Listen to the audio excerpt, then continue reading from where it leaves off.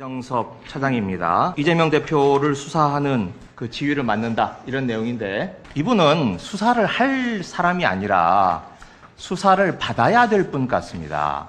저에게 제보가 들어왔는데 우선 위장 전입입니다. 도곡동에 있는 같은 아파트인데 101동에서 104동을 옮겼어요. 왜 옮겼느냐? 아래에 있는 서울 대도초등학교가 명문초등학교다. 그 골프장 사유라고 했잖아요. 그 처가와 관련된 각종 민형사 분쟁의 이 집사 역할, 해결사 역할을 합니다. 자기가 잘 아는 변호사를 추천을 해줘서 이 사건이 가볍게 끝납니다. 골프장 직원, 가사도우미, 베이비시터 이런 사람들의 범죄 기록을 조회를 해줍니다. 형, 이 사람 수배자나 전과 있는지 좀 알아봐 줄 수 있을까요? 그러면서 직원의 저렇게 주민등록증을 찍어가지고 보내요. 이 카톡은 이 이정석 검사의 부인 조아목의 교소와 그 친인척 간에 주고받는 내용인데, 가사 도우미의 전과 조회를 해줘서 그걸 저렇게 둘이 내용을 주고받는 내용입니다. 이정석 검사 그 주로 한 게 기업 금융 전문 검사더라고요. 기업은 저승사자라고 알아요. 정작 자신은 세금 체납이 엄청 많아요. 21년부터 23년 2년 동안에 확인된 체납액만 1,863만 6,900원이에요. 개인의 주민등록 등본을 어떻게 입수했는지 독수독과는 형사소송법에도 명시되어 있습니다. 제발 부탁인데요. 감사 권한을 남용하거나 면책특권을 남용해서는 안 된다고 생각합니다. 이 자료의 취득 과정에 대해서 문제를 삼는데, 그건 문제 삼으십시오. 취득 과정, 저 혼자 이 과정을 저 혼자 주민등록 떼보고 뭐 했겠습니까? 다 내부에 있는 내부에 있는 사람들이 자신들이 가지고 있는 정보를 줬기 때문에 제가 얻을 수 있었던 겁니다. 안녕하십니까, 김용민입니다. 먼저 하나 짚고 넘어갈 게, 장관들 탄핵시켜봐야 대통령이 뭐 거부권 행사하면 소용없다 얘기도 있고, 뭐 여러 가지 비관론이 있잖아요. 네. 근데 검사에 대한 탄핵 소추는 거부권이 없지 않습니까? 탄핵 자체가 원래 거부권이 없죠. 대통령이. 네. 그렇죠. 이거는 국회가 결정하면 헌재로 바로 넘어갑니다. 이거 오해하시는 분들이 있더라고. 1호 검사 탄핵 대상이 누굽니까?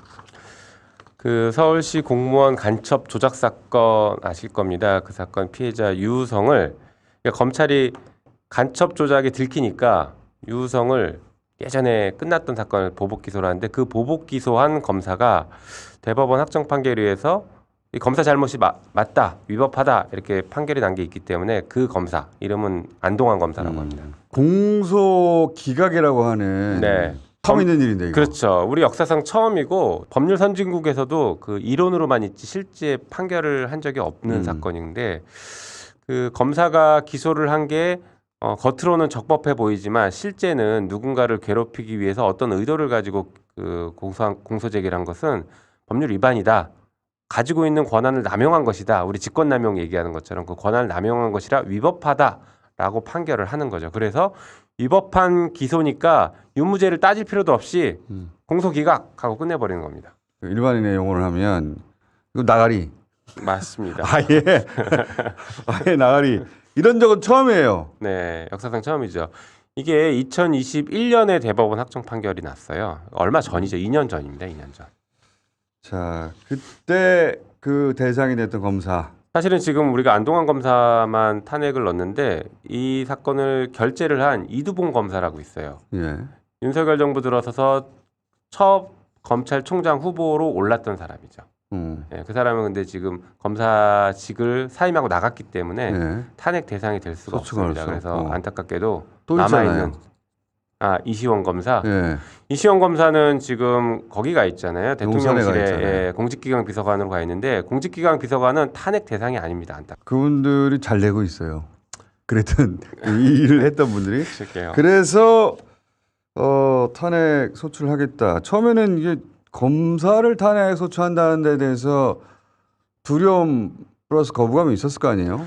많았죠, 사실은. 이게 제가 탄핵안을 만들고 서명 받는 데까지 한 4개월 넘게 걸렸거든요. 4개월이나. 아, 왜 지금 이 시기에 또 검찰을 끌고 나오냐. 이거 검찰 개혁의 일환으로 볼수 언제 해요 있는데. 그러면? 맨날 그러니까. 검찰 얘기만 하면 지금 하지 말래. 네. 또 왜 끌고 나오냐 이렇게 얘기하는 분들도 있고 검사 한 명 탄핵해서 뭐 어떡하려고 그러냐 이렇게 얘기하는 분들도 있어요. 그래서 한동안 어려웠다가 우리가 이제 검찰 독재라고 민주당이 규정하고 검찰이 야당을 어떻게 탄압하는지 그리고 시민사회를 어떻게 탄압하는지에 대해서 이제 의원들이 이해도가 점점 높아지기 시작하는 거예요.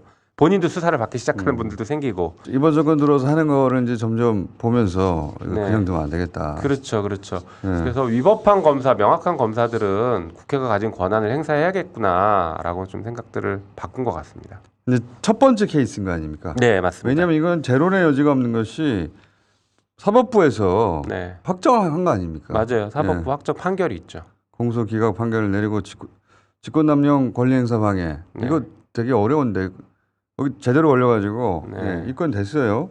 검찰들에게 경고의 메시지를 주는 거 아닙니까? 원래 검사들은 아무리 잘못해도 네. 자기들이 기소를 독점하고 있으니까 자기들이 봐주면 끝나는 건데 그렇지 않다. 일단 형사처벌을 거의 안 받고요. 네. 그다음에 징계라도 해야 되는데 징계를 할 수 있는 권한이 검찰총장한테 사실상 있어요. 검찰총장이 법무부에 징계 요구를 해야지만 징계가 가능하거든요. 그러니까 말 잘 듣는 검사들 혹은 조직에서 오더를 내려서 오더를 받아서 수행한 검사들은 조직에서 보호해주고 오히려 승승장구하거나 이번에 손준성 검사장 같은 케이스도 오히려 재판을 받고 있는데도 승진을 시켜줘 버리지 않습니까? 그렇죠. 명확한 시그널을 보여준 것이거든요. 그리고 이제 아주 그 중한 어떤 잘못을 하면 그냥 옷을 벗고 나와서 변호사가 돼서 돈을 벌죠. 그렇죠. 예. 그래서 정관예우라고 하는 뭐 정관 비리니 정관예우 그런 분들 돈도 잘 벌더라고 또. 굉장히 많이 벌죠. 뭐 전화 한 통하고 뭐 얼마씩 받는다 이런 얘기는 이미 법조계에 파다한 소문이고 뭐 실제 저도 예전에 많이 봤으니까요. 그러니까 공직에 있을 때는 검사만이 기소할 수 있으니까요. 우리나라에서는 자기들 기소하지 않으니까 넘어가는 것이고 자기들이 보기에 사회적으로 큰 무리를 일으켰다. 그럼 옷 벗고 나가서 전관하는 거예요. 그럼 돈 많이 버는 거예요, 그냥. 그렇죠. 이 검사 탄핵이 굉장히 유효한 게 이제 검사가 탄핵되면요. 일단 공직에 취임이 안 됩니다. 그리고 변호사 개업이 5년 동안 안 돼요. 5년 동안 못 하는 거예요? 네, 5년 동안 변호사가 안 돼요. 겨우? 그래서 완전 박탈하자라는 뭐 분들도 많이 나오고는 있습니다. 법을 바꾸자고. 이 사안은 당론으로 결정된 겁니까? 네네. 음. 지난 토요일 날 당론으로 결정했습니다. 이건 좀 통과된다고 봐야 되겠네요. 네. 오늘 표결할 예정이에요. 그리고 탄핵 소추가 돼서 만약에 첫 번째 케이스가 그 성공적인 결과가 나오면 두 번째, 세 번째도 할 거 아니에요. 그렇죠. 사실은 원래 이번 처음에 할 때 몇 명을 더 하자라는 의견들도 있었는데 뭐 아무래도 좀 아직도 겁나거든요. 네. 뭐 그런 것도 있고 의원들도 선거도 얼마 안 남았고 네. 선거 때 이제 선거법이라는 게 그렇죠. 귀에 걸면 코에 걸면이 아닙니까? 맞아요. 그러니까 검사를 두려워하는 거죠. 예. 그런데 그런 거 두려워해봤자 안 봐줍니다. 당연하죠. 자기들이 지금 두려워하면 오히려 더 뭐 밥으로 생각해서 사냥을 하죠. 그러니까요. 그래서 지금 과감하게 좀 잘못한 것들은 과감하게 국회가 나서서 처단을 해야 됩니다. 김영민 의원도 이제 네. 항상 압수수색 대비하시고 아 그래야 되겠나요? 보시기에 그렇습니까?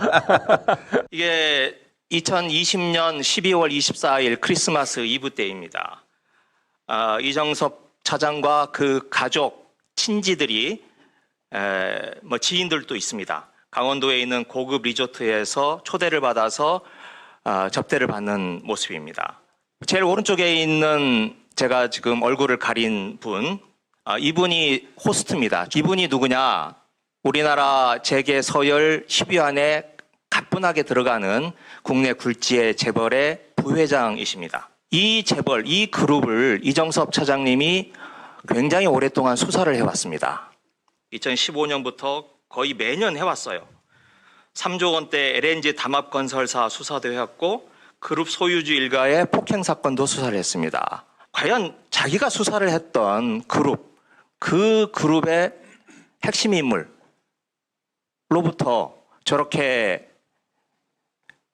대접을 받는 게 이게 적절한 관계인가